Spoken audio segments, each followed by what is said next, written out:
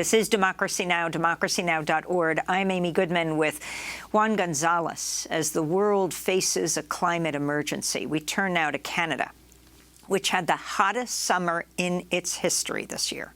Wildfires burned across the West Coast from California to British Columbia, where a record-breaking heat dome killed at least 800 people in a single week.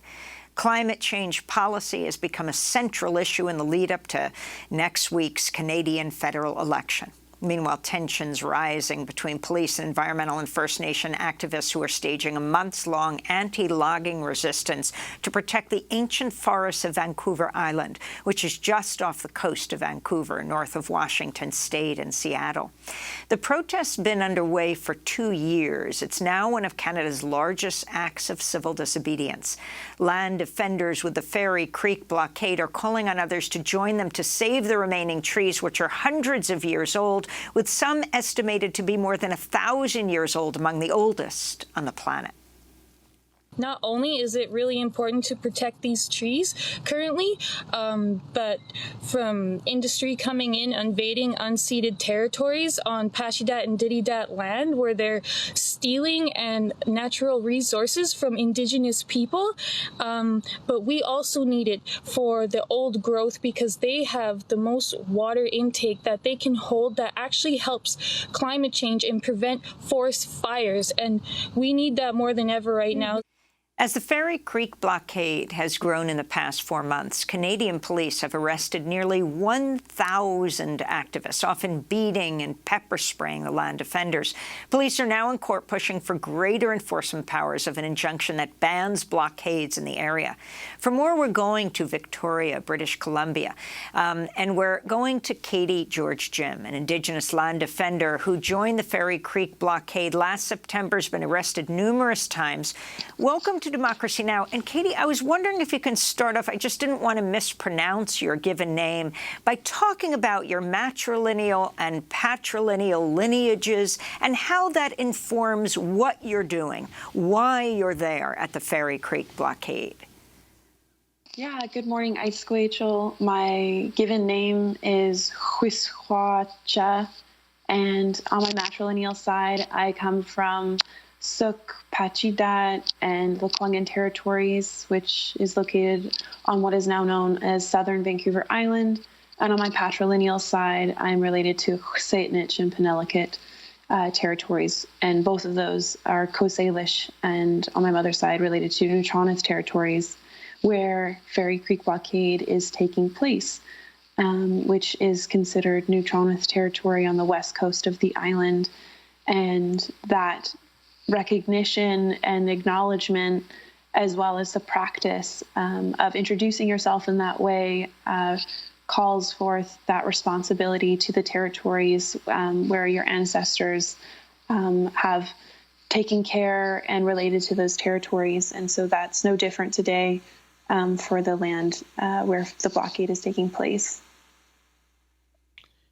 And Katie, you have said that this is not just an issue of saving the trees, but it is also an issue of the inherent rights of Indigenous people. Could you talk about that further?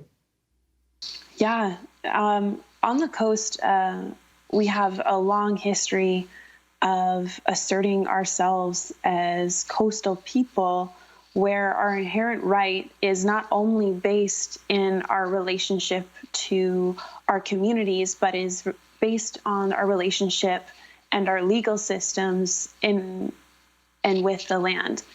And so this type of worldview and this type of framework of society is, from my perspective, what will inform the type of climate action and the necessary political action to have a future worth protecting. And so when we talk about the trees, or when we talk about environmentalism, often we leave out the intricacies and the complexities of what it means to address settler colonialism, what it means to address racism, and all of these systemic and structural issues that we face as Indigenous people who have been targeted since the occupation of the British Crown and the Canadian state in unceded, unsurrendered Indigenous territories.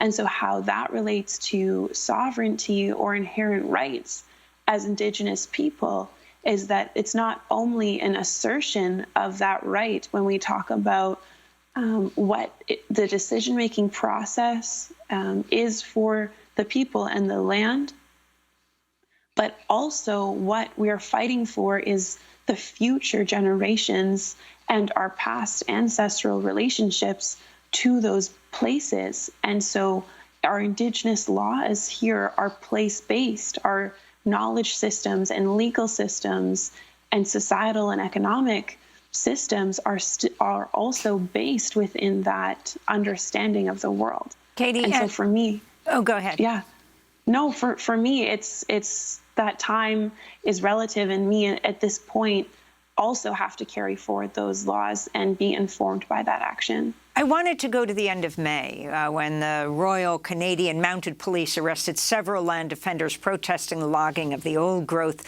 forests at the Quechus camp. One of those arrested was you, Katie George Jim. You can be heard in this video saying, "I cannot breathe." I cannot breathe. Get on the ground. Get down on the ground. I cannot breathe. Do not touch me. Let go of her. Right now. Do not touch me. Let go of her.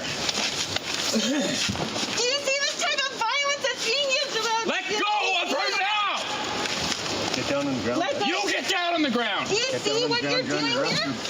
You are obstructing me. Justice. I have not obstructed anyone. We are not obstructing any justice. We are not bringing. How do you know I've obstructed anybody? Tell us our rights now.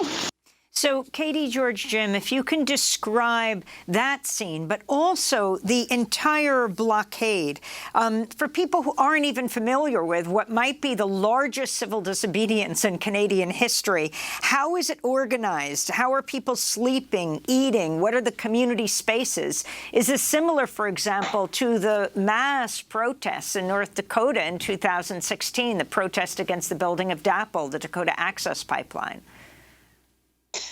Yeah, well, I actually haven't heard that clip for a really long time. And that was at the beginning of enforcement on the unceded territory of the Dididat Nitnat people in Nuu-Chah-Nulth territories.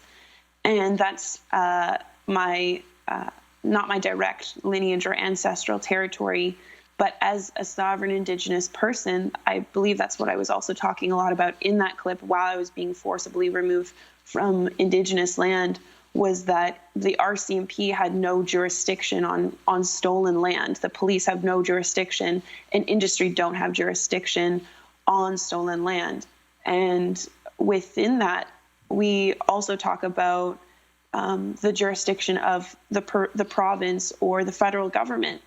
And for those that are unfamiliar within Canada, Canada is a constitutional monarchy where the federal government, for instance, is technically obligated to interface with what is known as Indian bands, and those are still today used to segregate and oppress Indigenous people within their own lands, whether it's on the reserves or within the foster care system, which has previously been compared to the residential school system. It is a continuation of. And so when we talk about what is happening at Fairy Creek, when we talk about these arrests, we can't forget to talk about the history that has and will continue to inform these types of civil disobedience, these types of direct action that is being taken to protect the land from industries like Teal Jones, from colonial governments like the BC NDP and the federal Liberals. We talk about what folks as settler people, but also Indigenous people and Black and other people of color within communities are willing to go through to be in relationship to land.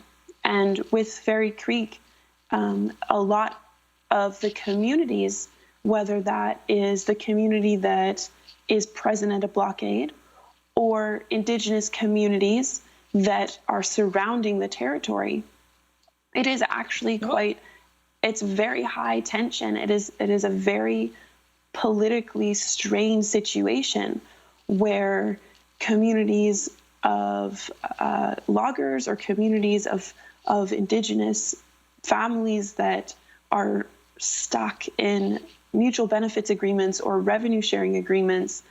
And then we have Indigenous community members and families like myself and my relations who are also showing up at these blockades. And with settler people, specifically white settler people who have no concept or understanding of those complexities, it makes it an interesting, to say the very least, type of dynamic that you enter in. And so at a community camp. Katie, if we can, I want to bring in Noah Ross, who's an attorney representing many of the land defenders at Fairy Creek. Welcome to Democracy Now! Noah, I wanted to ask you, could you talk about the British Columbia Supreme Court injunction against the protesters on Vancouver Island? What powers does it grant the logging company involved here, Teal Jones Group? Yes, hello. Thank you, Juan. And yeah, I'm honored to be on the show and to be on with you, Katie. So the injunction that was granted to Teal Jones, it prohibits blocking of logging activities within a large area of several hundred square kilometers in what's now known as southern Vancouver Island. It doesn't prohibit people from being there. It just prohibits blocking logging. So there have been, yeah, as Katie's been talking about, there's been hundreds or thousands of people have been trying to stop that logging from taking place. But it doesn't prohibit people from being there. So there's been a kind of ongoing battle waged on a variety of fronts between the RCMP, who have been trying to keep land defenders out of the area to try to quell resistance. And what about the tactics used by the police and especially the Mounties in terms of the protesters? Yeah, it's been hugely concerning from a legal perspective. There has been, like I said, people have the right to peacefully protest, and the police ostensibly should just be arresting people who are violating the injunction by blocking logging activities. But they've gone beyond that. There's been targeting of BIPOC Indigenous people, like in the clip you showed of Katie. I think there's been many instances where people of color have been specifically targeted. Also, the RCMP have been using exclusion zones, which is something that was also used against Wet'suwet'en land defenders last year, and that's where they just block access on a logging road to sometimes hundreds of kilometers of further logging road and all the territory that's behind that. So people then need to hike around or face arrest for trying to walk through. There's been a lot of violence used against people that are that are non-violently attaching themselves to the road or to tripods with sleeping dragons.